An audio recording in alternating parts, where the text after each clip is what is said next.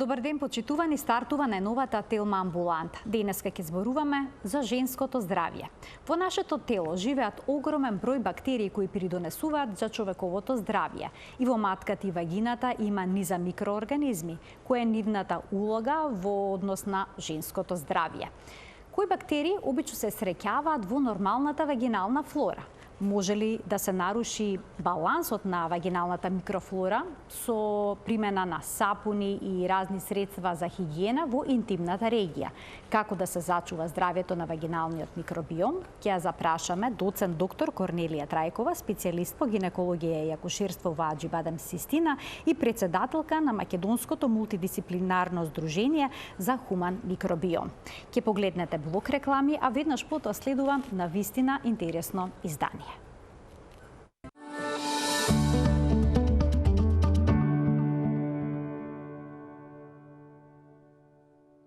Дали здравата вагинална флора спречува генитални инфекции? Ќе ја запрашаме доктор Корнелија Трајкова, специјалист по гинекологија и акушерство, председателка на Македонското мултидисциплинарно здружение за хуман микробиом. Докторке, добре ни дојдовте во телма амбуланта. Добар ден, Марија. Ви благодарам на поканата, со задоволство ја прифатив и со задоволство ќе се обидеме да објасниме некои работи за да бидат блиски до општата популација, до жените, кои што се многу важни за одржување пред се на квалитетот на живот. Кога одиме на гинеколог, обично правиме брисови за да се изолираат патогени, лоши бактерии, но во матката, вагината и во женскиот генитален тракт живеат низа бактерии кои што се сметаат за добри. Која е нивната функција во однос на женското генитално здравје? Во вагината има многу микроорганизми, голем процент од нив се бактерии.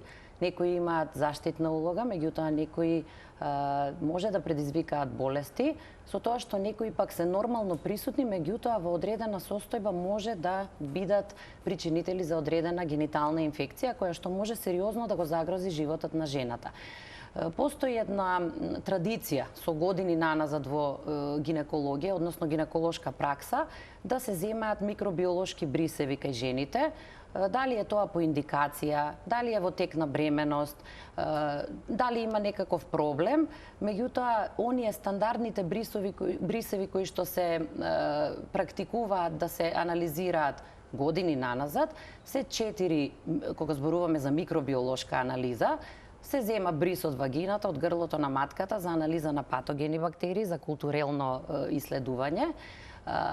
Се зема уште еден брис во кој што се бара дали има присуство на уреаплазма и микоплазма и четвртиот брис е за хламидија трахоматис. Меѓутоа, оваа традиција полека се менува, така да некогаш не е доволно да се земат само тие микробиолошки брисеви, туку има потреба да се направи и нешто дополнително. Од друга страна, овие брисеви може да бидат негативни, може да бидат комплетно во ред, меѓутоа жената да има повторно некакви проблеми, да има клиничка слика на некаков дисбаланс, инфекција и во тој случај се потребни или дополнителни анализи или терапија врз база на клиничко истражување, односно на клиничка слика или некаква терапија која што можеби во случај на негативни брисеви се покажала дека може да има позитивен ефект. Не мора секогаш овие причинители кои што ги бараме и кои што можеме да ги докажеме со стандардните микробиолошки анализи да бидат причина за генитална инфекција. Постојат многу други состојби. Сега од овде доаѓам до она што е многу важно и веќе се надевам на најголем дел од женската популација е јасно дека вагината е богата со многу микроорганизми и многу е важно одржување на таа нормална флора. Можеби гледачите се повеќе запознаени со нормална флора на цревата. Кога доаѓа, тоа е нешто слично како кога доаѓа до дисбаланс на цревната флора, па се карактеризира со диареја. Ова е некаква слична ситуација со дисбаланс на вагиналната флора, која што може да даде одредени клинички симптоми кои што не мора да бидат многу страшни за животот на жената, меѓутоа се страшни за квалитетот на животот на жената, затоа што имаат специфика да се повторуваат, а и покрај дадените третмани, и покрај дадените испитувања кои што може да бидат комплетно во ред. Сега веќе се оди кон некои понови испитувања кога бараме целно одреден микроорганизам ако е тоа од значење. Меѓутоа никогаш не можеме да направиме комплетна анализа за кој може да биде причинител на инфекција или кои бактерии ги има. Кога бактериите во вагиналната микрофлора се во некаква рамнотежа, прават ли тие бариера, спречуваат ли да навлезат патогени организми, спречуваат ли развој на лоши бактерии? Така, токму тоа е вагиналниот микробиом, сега така се вика во последните години, е една средина во која што доминираат бактериите од сојот на лактобацилус. Значи млечните бактерии, млечно-киселинските бактерии, години наназад историски вагината е еден мал дел од човечкото тело за кој што е јасно дека се неопходни овие бактерии. Сега веќе се оди кон детектирање на целиот хуман микробиом, односно и на други делови од човечкото тело, и веќе е јасно дека и во други делови од човечкото тело многу важна улога играат играат микроорганизмите, бактериите, особено значи оние заштитни бактерии. Кога зборуваме за вагината, тоа се лактобацилите, меѓутоа и тука има напредок во науката, затоа што историски гледано се сметаше дека само еден вид на лактобацили е присутен во вагината и тој има заштитна улога. Напротив, со години наназад покажаа истражувањата дека има различни видови и од овие лактобацили, со тоа што немаат сите заштитна улога во вагината, некои имаат заштитна, некои дури се покажа дека се и ризик за развој на нарушување на флората и за развој на бактерии. Токму овие заштитни лактобацили се оние кои што имаат одредени специфики и така прават еден вид на бариера во вагината, и тоа е многу важно за спречување на генитални инфекции, на оние инфекции кои што се започнуваат во вагината и се качуваат нагоре кон гениталниот тракт. А што влие врз размножувањето на овие заштитни лактобацили? Многу фактори влијаат. Прво во репродуктивен период влијае и менструалниот циклус, влијаат хигиенските навики, влијае хормонските промени кои што настануваат во животот на жената. Естрогенот како хормон? Естрогенот, да, влијаат исто така дефицитот на хормони веќе во постменопауза, во периодот после завршување на репродуктивниот период, кога веќе нема доволно естрогени. Влијае апсолутно исхраната, хигиенските навики како што напоменав, и дефинитивно се покажува се повеќе дека влијае исхраната, особено. Малку е чудно кога ќе кажеме дека е многу важен внес на пробиотици. Многу е модерно тоа, можеби ќе звучи малку и како веќе нешто што постојано го слушаме, па сме малку скептични колку тоа на вистина има внимание. Но сега кога се зборуваме за вагинален микробиом, може ли пробиотик испиен преку уста да влијае на гениталиите? Така, тоа е малку чудно, меѓутоа фактите говорат дека колонизирањето на вагината започнува, односно клучна улога во колонизирање на вагината уште во почеток на репродуктивниот период има цревниот микробиом. Тоа е во најголем процент од хуманиот микробиом, значи цревата се тие кои што се најбогати со бактерии. И токму неопходно е да биде богат цревниот микробиом со заштитни бактерии за да се овозможи правилна колонизација и на вагината. На кој начин тоа се случува не е многу јасно. Дали е по некој пат континуирано, дали е на друг некој начин, тука тоа е големо поле за истражување, има многу теории, меѓутоа факт е дека тоа е клучниот предуслов. И затоа ние кога се студираме со пациентки кои што имаат постојано таква нарушена флора, по изразен исцедок вагинален, такви непријатни симптоми, а гинеколошките анализи покажуваат дека скоро се е во ред, во тој случај препорачуваме внесување континуирано на суплементи со пробиотици, меѓутоа и малку модифицирање на исхраната. Со секојдневната исхрана треба да се внесуваат пробиотици. За се размножат всушност овие заштитните лактобацили. Така, да се размножат и да се проблем е помогне. во нормалната микрофлора, тогаш би можел да се најде и некој патоген? Сигурно. Има ли кандида, да речеме, Има во мали кандида. количини во Да. нормалната микрофлора? Може да има во мали количини кандида, точно, и тоа е исто големо поле на истражување, тоа е микробиом. Значи, веќе треба да се истражат и оние кои што се нормални габички кои што може да се сретнат во вагината. И токму кај жени кои што имаат рецидивантни инфекции, повторувачки, инфекции со кандида, треба да се направи испитување дали на вистина таа кандида предизвикува некаков клинички проблем и со некои алтернативни методи да се обидеме да низината концентрација се намали и не доаѓа во ситуација да прави проблем. Дали составот на вагиналниот микробиом, на вагиналната флора, се менува во текот на животот, да речеме од раѓањето па низ пубертетот па до староста? Така, се менува ли составот? Составот се менува, вагината се збогатува во тој кога почнува репродуктивниот период на жената, тогаш е веќе битно да има многу лактобацили, се менува и циклично, како што напоменав, со менструалниот циклус, крварењето нормално ја нарушува до одреден степен вагиналната флора и затоа некогаш препорачуваме веднаш по завршување на менструација да се започне со некаков хигиенско-диететски режим кој што ќе го потпомогне тоа враќање во нормала на вагината. Сексуалните односи исто така ја нарушуваат, употреба на презервативи, на тампони, употреба на средства за интимна хигиена. И секако понатаму во текот на репродуктивниот период, во текот на бременоста исто така се менува вагиналниот микробиом.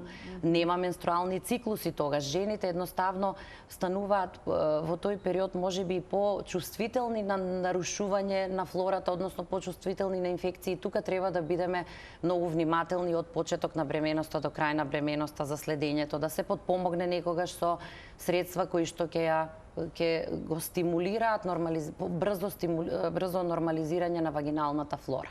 Наведовте на вистина бројни фактори кои што влијаат врз вагиналната микрофлора, а што е со антибиотиците? Знаеме дека ако пиеме антибиотици ќе ни се наруши цревната микрофлора, но ќе влијае ли тоа и врз вагиналната микрофлора? Секако дека влијае врз вагиналната микрофлора. Затоа во периодот на третман, антибиотски третман, препорачуваме дополнително да се пијат, пак ќе кажам, пробиотици, дури и суплементи во тој период, додека се зема антибиотската терапија, па истото тоа да се продолжи 1-2 недели, па дури 1 до 2 месеци по прекинување на антибиотската терапија. Освен тоа, како поддршка може да се препорача вагинални препарати со млечна киселина или со лактобацили, со оние млечно-киселински бактерии кои што ќе помогнат брзо враќање во нормала на вагиналната флора. Дали е нормално вагината да има специфичен мирис?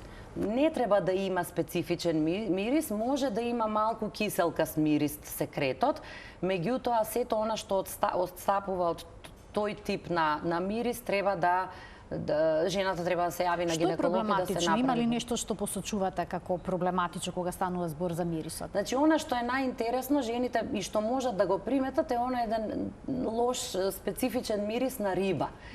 Не мора да значи дека има инфекција сериозна, меѓутоа тоа е одраз на една состојба која се вика бактериска вагиноза.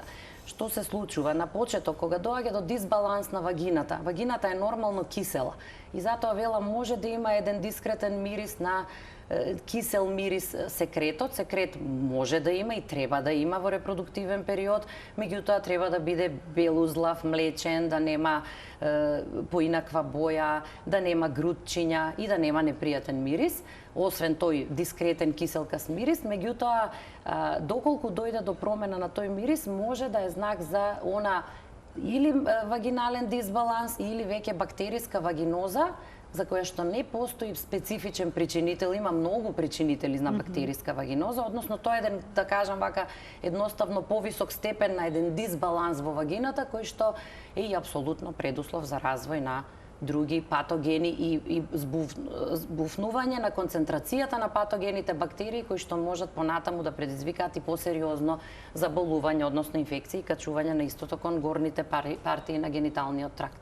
Значи, доколку дојде до нарушување на вагиналната флора, голем е ризикот од бактериски инфекции и од габични, подеднакво? И бактериски и габични инфекции. За габичните инфекции има истражувања кои што велат дека и не мора да влијае киселата средина. Значи, габичната инфекција може да перзистира и во кисела средина, меѓутоа, затоа треба да бидеме внимателни при третманот, вообичаено да се додаде и терапија кога се лекува бактериска вагиноза, да се додаде и терапија за лекување на овие габични инфекции. Значи, pH вредноста всушност е исто така исклучително важна, така, за да имаме еден нормален и здрав микробиом. Сега, како се лекуваат инфекциите кои што ќе се јават кај жената поради нарушен микробиом? Дали, доколку има бактерија, дали треба да се вземе антибиотик или пак треба да се земат пробиотици локално за да се нормализира вагиналната флора? Кој е пристапот? Има ли некои промени на тој план?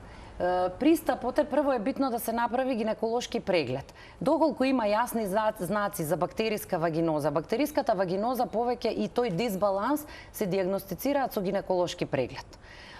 Може да земеме брисеви и брисевите, како што напомена, да бидат негативни. И жените се во една недоумица и доаѓаат и велат брисевите се негативни, се ми е добро, ама имам непријатност, имам поизразен исцедок и така натаму, така да во тој случај може и да се даде терапија врз база на клиничкото искуство. Вагинално се даваат, има одлични препарати сега на пазарот, може да се започне веднаш и со антибиотик или антимикотик, препарати за вагинална употреба, а доколку направи проценка, гинекологот може да земе и микробиолошки бриз. Сега, доколку добиеме позитивен наод за некој бриз, не мора да значи дека треба веднаш да го третираме, да ја третираме таа инфекција. Зависи за каков тип на инфекција се работи.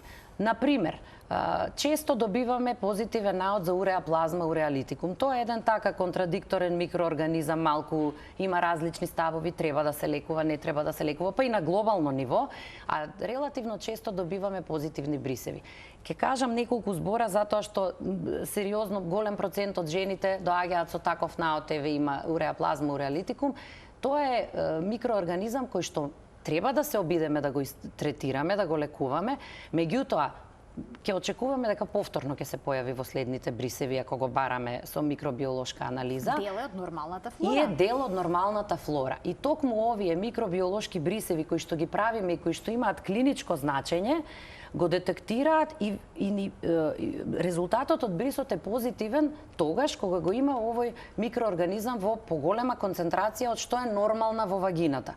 И тогаш се детектира како позитивен. И сега жените исплашени доаѓаат и повторно е позитивен наод и така. И така да во тој случај покрај најпрво нормално се прави обид за третман антибиотски, меѓутоа понатаму третманот би бил во правец на превенција на бактериска вагиноза, на нарушување на флората, затоа што токму тогаш доколку дојде до нарушување на флората, повторно ќе се размножи, ќе се зголеми неговата концентрација. И има мноштво такви и бактерии, значи, добрите бактерии всушност не му дозволуваат да се размножува. Тој живее таму, значи, но не се размножува. Не се размножува и тоа е токму еден баланс, како на вага, на едната страна се добрите бактерии, на другата страна се мноштво бактерии кои што се присутни во вагиналната флора и во дадена ситуација може да почнат да ја зголемуваат нивната концентрација и доколку се намали концентрацијата на добрите бактерии, тие лесно ќе ја зголемат нивната концентрација и ќе предизвикаат симптоми, нарушувања од различен степен и доколку тоа не се третира, дијагностицира и третира на време, ќе премине во некаква посериозна инфекција, затоа што тоа е одлична подлога и за други бактерии кои што нормално не се присутни во вагината. А доколку жената нема никакви симптоми, а се изолира некој ваков патоген, микроорганизам, тогаш е прашање зошто се правиот микробиолошките анализи. Значи, пак ќе се... Еве, за време на бременост, доколку се изолира. За време на бременост, доколку се докаже, треба да се третира. И повторно ќе кажам, доколку се повторува инфекцијата, зависи дали секогаш треба да се третира.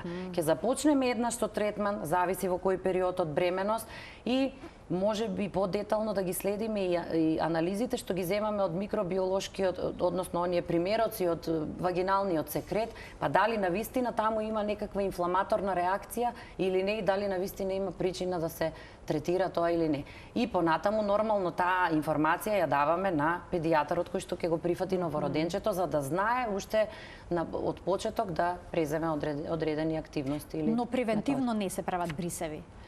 превентивно брисеви во тек на бременост се прават. Не зборувам за период на бременоста. Воопшто, кога одиме на гинеколошки преглед, не се препорачува да се направи вообичаено превентивно, да видиме што имаме. Да, редовниот гинеколошки преглед опфаќа ПАП тест и сега и гинеколошки ултразвук. Доколку има потреба може да се земате микробиолошки брисеви. Меѓутоа тоа не мора да биде дел од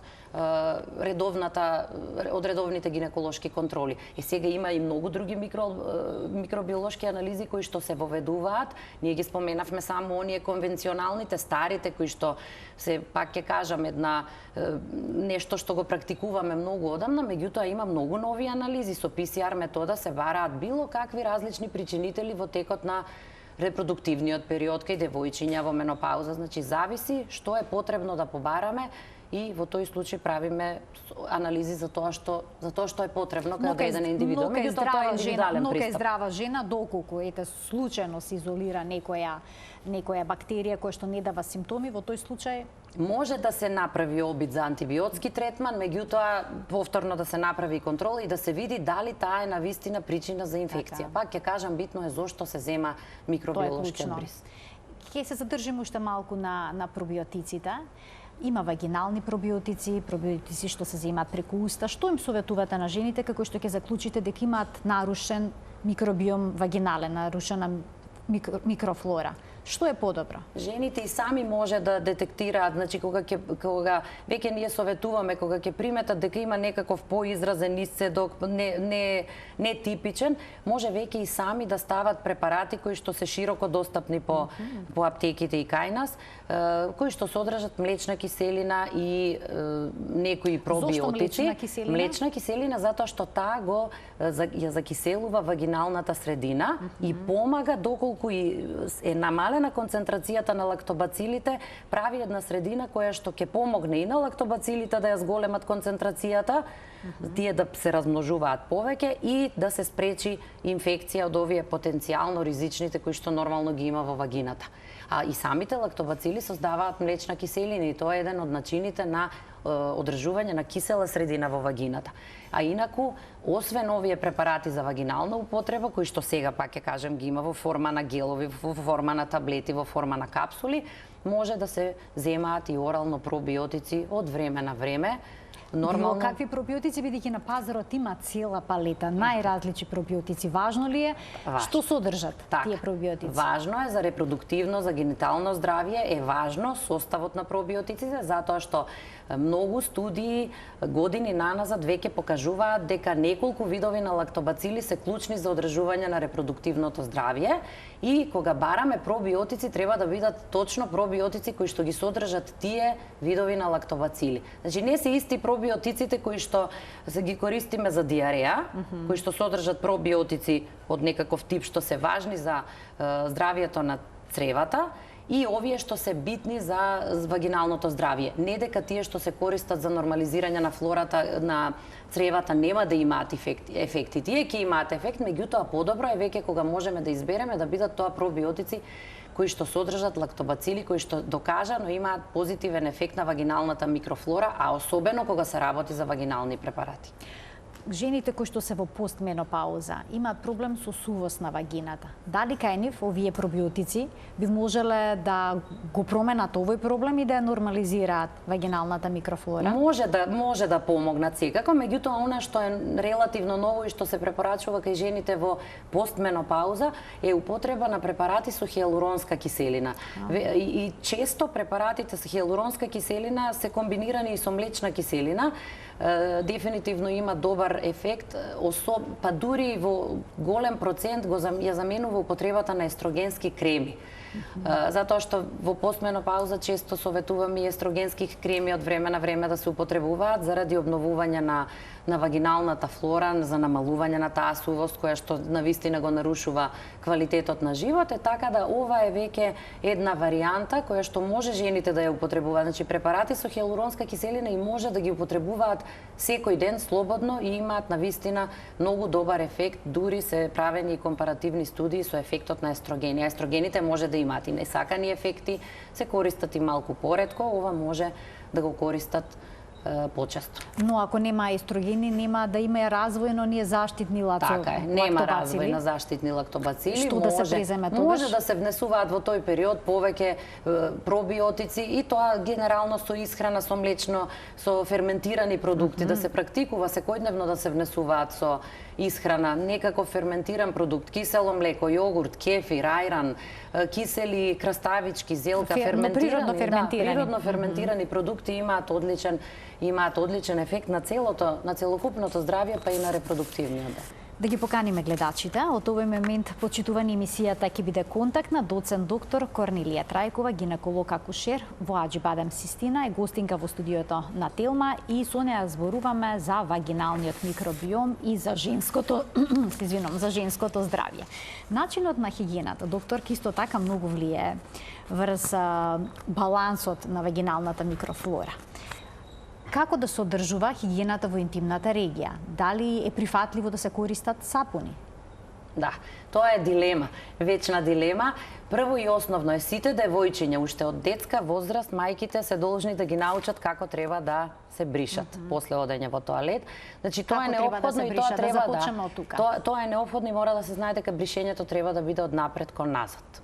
Дефинитивно, затоа што доколку обратно се бришат, а не е мал процентот на жени во репродуктивна возраст кои што кога ќе ги прашаме ни кажуваат дека обратно се бришат од назад кон напред. Од аналниот отвор кон напред. Значи не треба од напред кон аналниот отвор на назад за да се спречи загадување на вагината со мноштвото на микроорганизми кои што нормално ги има во аналниот отвор од дебелото црево. Значи тоа е основно, па и миењето треба да биде, најдобро е да биде од напред кон назад. Она што може да се употребува и треба да се употребува се специјално наменети гелови или купки за интимна хигиена. Миење со вообичаено со сапуни или купки кои што ги користиме гелови за туширање за целото тело треба да се избегнува.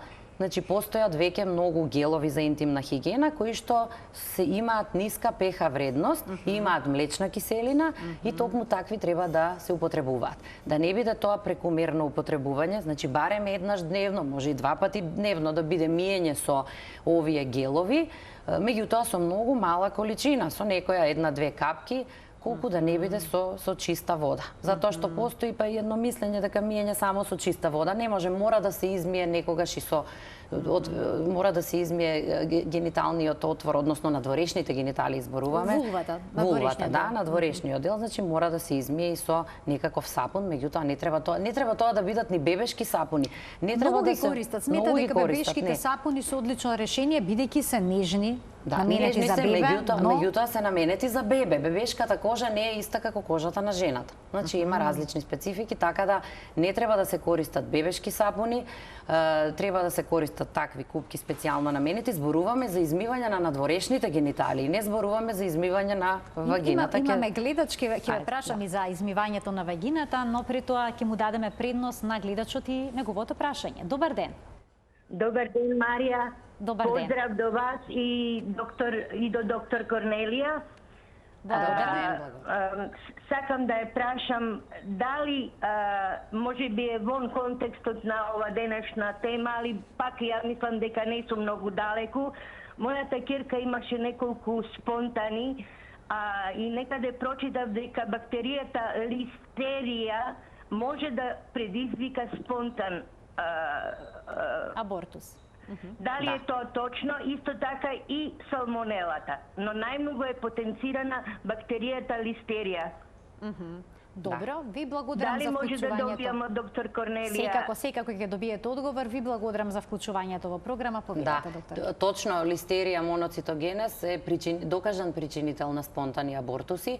Може да биде причина за тоа. Затоа треба да бидеме многу внимателни со конзумирање на храна, конкретно на млеко и млечни производи, кои што треба да бидат термички обработени, односно пастеризирани. Да, затоа што листерија најчесто се наоѓа во необработените, односно непастеризирани млечни производи, како што се некои млади сирења, кои што може практикуваме да ги конзумираме, така да треба да се внимава. Има испитување едноставно да се направи за присуство на листерија моноцитогенез, така да тоа е паметно да се направи доколку се работи за повторувачки спонтани абортуси. А салмонелата? Па може би и салмонелата, меѓутоа со салмонела дава типична клиничка слика во периодот кога е заразата, така да ова треба и може да се направи за листерија. Продолжуваме со начинот на хигиена на интимната регија кај жената за да не дојде до дисбаланс на вагиналната флора. Споменавте значи гелови наменети за интимна нега кои што содржат млечна киселина и pH вредноста да биде пониска, да биде кисела pH вредност. А што е со измивањето на вагината? Бидејќи некои жени користат специјални уреди, тушеви, така, и раствори кои што ги вбризгуваат. Дури некои пареа користат. Да, има такви раствори кои што може да се најдат и по аптеките ги има. Да, во аптеките точно тие може да се употребуваат таму каде што има индикација, но тоа треба секогаш во договор со гинеколог. Има тушеви кои што во одредени ситуации може да помогнат кога е потребна навистина дезинфекција и има потреба од некаква интервенција или слично, значи тоа е сепак по наменски по препорака од гинеколог. Има со различни комбинации, има таков тип на вагинални тушеви со сода бикарбона. И сода бикарбоната треба да се избегнува. Многу од жените практикуваат кога ќе почувствуваат некој таков непријатен исцедок да се измијат со сода бикарбона, меѓутоа не треба тоа да биде така и таа се дава во многу ретки случаи во гинекологијата, затоа што можеби ќе помогне во првиот момент, меѓутоа потоа ќе направи сериозно нарушување на флората и подигнување на таа pH вредност за која што после ќе биде потребно многу време за да се врати во нормала. Така да овие тушеви треба да се избегнуваат и како да се чисти вагината? Таа сама се чисти, сама од себе се чисти, по менструалното крварење, значи сама од себе се чисти и токму тоа е важно ние да подпомогнеме на организмот да го прави тоа циклично на прочистување, да кажам, и обновување, регенерирање на вагината, индиректно преку внесување на суплементи, преку хигиено-диететскиот режим и да не предизвикаме со нешто да се наруши тој нормален процес, ама кај некои луѓе, кај некои жени имаат, ние велиме, и генетски полиморфизам, некој едноставно е посклон кон некои бактерии, некој не.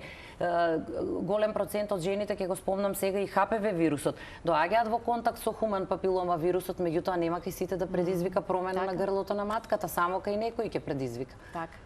Имам уште двајца гледачи што очекуваат вклучување, ќе им дадеме предност. Добар ден за првиот од нив. Ало, добар ден. Ве слушаме во програма, сте, повелете.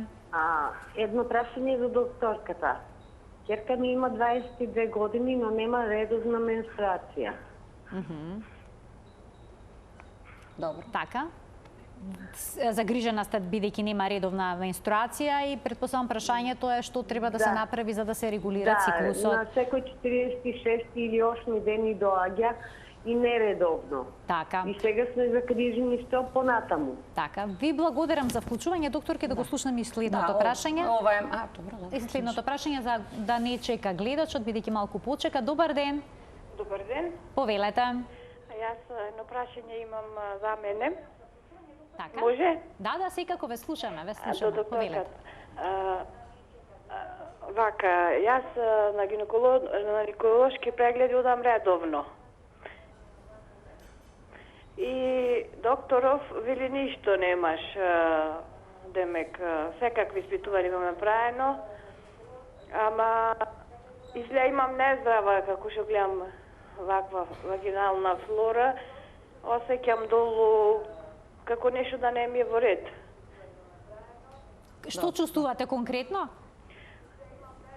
Па така, како печење, при односи, имам болки и мажот ми одма приметува дома, приметуваат. Така. Па ви интересира што можете да направите во вашиот случај. Така. Да немате некој подпрашање, докторке?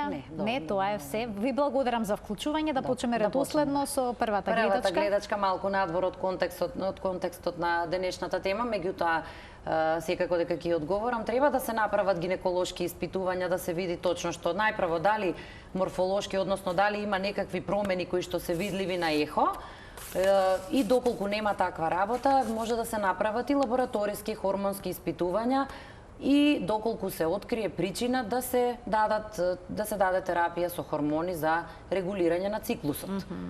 Така да секако треба да се направи и да се направат анализи и да се открие причината за тоа, затоа што сепак тоа се малку подолги интервали на менструален циклус од тоа што се смета за вообичаено.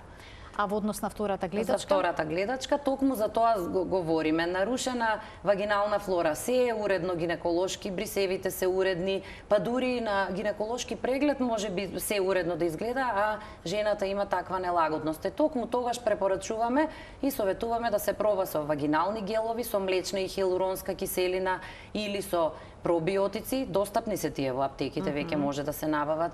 Може да се ставаат, да речеме, 5 до 7 дена во континуитет, а после да се ставаат секој месец по 5 дена, по 5 до 7 дена, да се повтори тоа 3 до 4 месеци. Може исто така да се ставаат веднаш по прекид на менструалното крварење првите денови, затоа што тогаш е ризикот најмногу да се наруши флората, секако од користење на тампони, од користење на влошки, може да се става веднаш по сексуален однос, исто така, или следен ден по сексуален однос, да се стави некој од овие гелови кои што ќе потпомогнат да се нормализира флората. Сега има веќе и креми и гелови за надворешна употреба кои што се аплицираат и дополнително се ставаат на кожата на надворешниот дел, тука да го намалат тоа пецкање, тоа чувство на иритација. Значи има решение за проблемот. Имаме уште еден гледач. Добар ден. Добар ден. Добар ден за следниот гледач. Во денешната Телма амбуланта. Ало. Ве слушаме во програма, сте, повелете.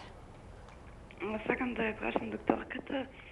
Сега пред на 9 јуни ми дојде менструален циклус.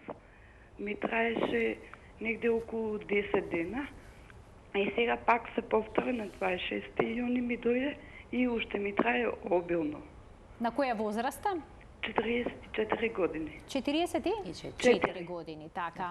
Ви интересира што би можело да биде ова. Ви благодарам за вклучување. Повторно сме малку надвор од темата, но независно, значи може да се случат вакви нарушувања на циклусот веќе во овој период од животот, меѓутоа сепак треба да се направи ултразвучен преглед, гинеколошки преглед, за да се види, можеби има некаква циста на јајник, можеби има некој, значи да се побара причина за тоа, дали постои некаква причина, а може да едноставно и дефицит на оние хормони кои што нормално се создаваат во текот на менструалниот циклус. На таа возраст обично очекуваат да поретко да се добива менструалниот циклус, но може да се добива и почесто. Може да се добие и почесто, меѓутоа доколку е обилно крварењето, да не се чекаат многу денови, сепак треба да се направи гинеколошки преглед за да се види која е причината, за да не дојде до сериозна крвозагуба, затоа што некогаш и тоа жените знаат да го изигнорираат, да не дојде до сериозна крвозагуба со анемија. Продолжуваме понатаму во однос на хигиената на интимната регија кај жената, доколку има исцедок, кој што е бел, нормален, каква треба да биде хигиената, колку често треба да се измива тој интимната регија? Сигурно дека барем еднаш во денот со туширањето во репродуктивен период е пожелно да се направи, да се измие, како што реков, со минимална количина на оние гелови наменети за интимна хигиена. Значи да не се претерува и со хигиената толку многу, да не биде тоа неколку пати миење во текот на денот, затоа што и да се употребуваат овие гелови со млечна киселина, кисели кои што потпомагаат да се односно не доведуваат до нарушување на флората, сепак прекумерното употребување и прекумерното плакнење може да биде ризик за појава на нарушување, за дисбаланс. Значи прекумерната хигиена исто така е проблематична кога станува збор за здравјето на микробиомот, односно на вагиналната флора. А како да изгледа хигиената за време на менструацијата? Многу е важно често менување на влошките и често менување на тампоните. Значи, ако се користат тампони, колку е можно почесто, затоа што задржување на менструалната крв е ризик за развој на бактерии. Сега, може и туширање се препорачува. Во тој случај туширањето, измивањето треба да биде почесто само со вода. Значи, нема потреба, еднаш во денот нека биде и со овие гелови за интимна хигиена, меѓутоа не почесто, може да биде само плакнење со вода доколку има потреба и често менување на влошките и на тампоните. Во однос на влошките, имам едно прашање. Многу жени носат влошки за секојдневна употреба. Да. Смета дека на таков начин поедноставно се одржува хигиената. Да. Дали тие влијаат врз вагиналниот микробиом? Понекогаш Влијаат. се парфимирани. Да. Убаво да. мирисаат. Да. Влијаат за жал и покрај тоа што тие се многу тенки, меѓутоа сепак има синтетика. Не може да бидат 100% памучни. Сепак се ризик за развој за одржување на влажна средина и самата влажна средина е ризик за појавување на овој дисбаланс. Значи, некај секоја жена, некој може и повремено да се употребува сега. Добро, начинот на живот веќе бара некогаш, мора да се стави и секојдневна влошка сега, меѓутоа да не биде тоа во континуитет, да не биде тоа навика која што постојано се практикува. И да се практикува памучен веш, да се... Важно ли да биде памучен веш? Певи да бидат испрани на 90 степени или на 60 степени? Важно ли е тоа кога станува збор за микробиом? Ете, и тоа е во склоп на начинот на живот. Да, добро е да биде памучен вешот, меѓутоа нормално повремено се облекува и синтетски веш, да не биде тоа многу долг период, да не биде цел ден носење синтетски веш, значи да се намали ризикот од задржување на влага во тој дел. Исто како што препорачуваме на плажа да се менуваат костимите за капење. Да не се седи да со не се влажен, седи со со мокар. мокар, да не се седи со костим за мокар. капење. Особено на ова треба да внимаваат жените кои што се склони кон таква работа. Некои жени развиваат кандида во тој период, додека Да. се на летните одмори. Така, Значи, тоа е. еве го Затоа треба објаснувањето, всушност, едно од објаснувањата кој е можеби нема многу да помогне, меѓутоа сепак да се направат некои промени во тие навики, можеби во некој степен би ги ублажило тегобите. Уште еден гледач ке вклучиме. Добар ден. Ало, Добар ден, во програма сте, повелете. добар ден. Поздрав до емисијата и до докторката. Благодарам. Мислам дека сум директно вклучена на темата инфекција кај жената. Значи, јас повеќе... Ало, се слушаме? Да, ве слушаме, ве слушаме. Подолги години, речи се 10 години, имаме Шерихија коли, инфекција, која што не можам никако да ја исчистам. Антибиотици со пробиотици, не знам колку имам. Не знам колку имам испиено, веќе ми е досадено. Взимам од апотека деманоза, брусници, пијам течности, не знам. Имате не знам симптоми? веќе што треба да превземам. Така, имате симптоми? Симптоми, да, имам непријатен мирис на урината, печење, често мокрење, дури имам и неконтролирано мокрење. Аха. Сега последната, кога правев анализа, стрептокока, 75.000. Прв пат ова ми се јавува бактерија. А да на 63 годишна возраст сум, Така. а да кажам на 23 години, 24 имав неколку спонтанни абортуси. Дали има некоја поврзаност, дали нема?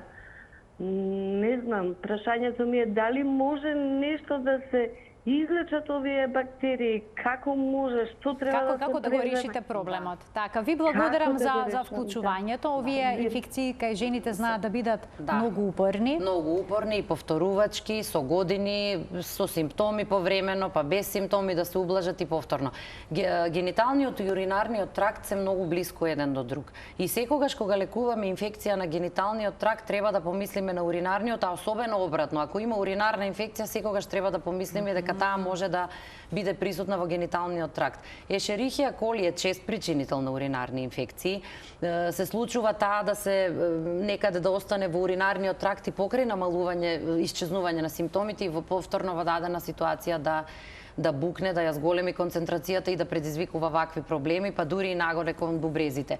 Ова е повеќе област нефролошка, уролошка, значи сепак сигурно гледачката се консултирала и со уролози и со нефролози, штом толку време го има овој проблем. Гинеколошки може да се направат микробиолошки брисеви во периодот кога се третира, доколку има симптоми.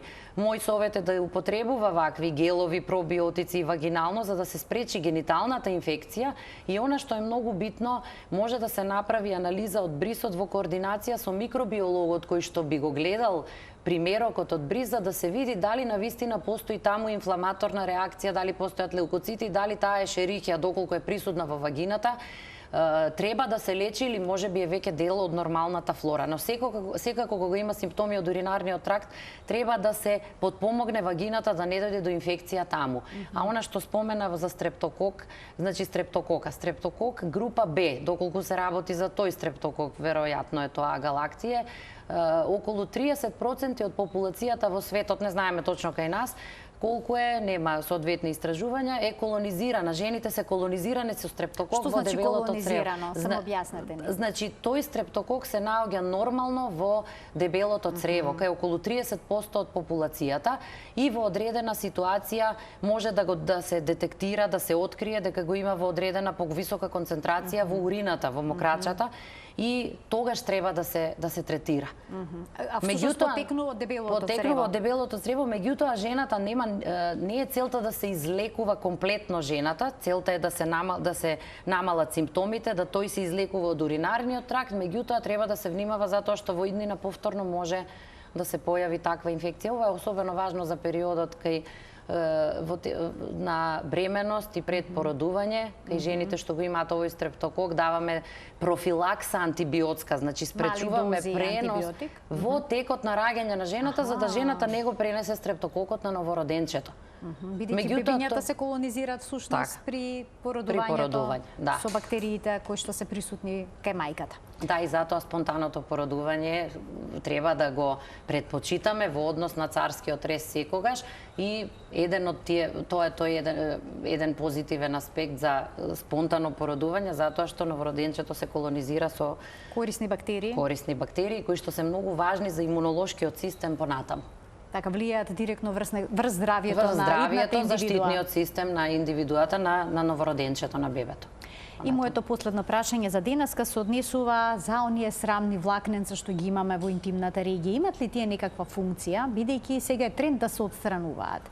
Влијаат ли тие на некаков начин врз вагиналниот микробиом?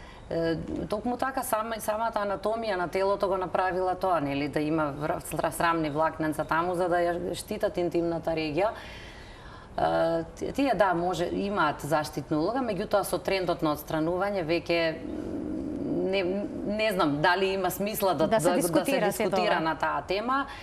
И нормално со тек на време, од кога ќе почнат да се отстрануваат срамните влакненца, организмот сам ќе си направи еден начин на одржување, на заштита на интимната регија, па и без тие срамни влакненца. Секако и доколку не се отстрануваат, треба да се подскратуваат, да не биде тоа од друга страна ризик за развој на инфекции, за задржување на истедок од вагината, од аналниот отвор, целиот тој дел е тука блиску.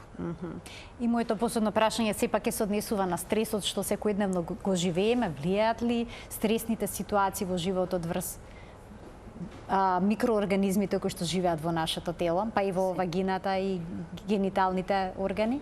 Сигурно дека влијае. Стресот има само негативни ефекти комплетно на човечкото здравје, така да секако стресот треба да се обидеме да го избегнуваме, затоа што не може да има позитивен ефект, може да има само лош ефект врз здравјето на организмот, комплетно на целиот организам, па секако и на репродуктивното здравје. Доктор, ќе ви благодарам многу за вашето денешно гостување во Телма Амбуланта. Денеска е воедно светскиот ден на микробиомот. Денес е светски ден на микробиомот, веќе го празнуваат многу земји, се вклучуваат секоја година се повеќе земји.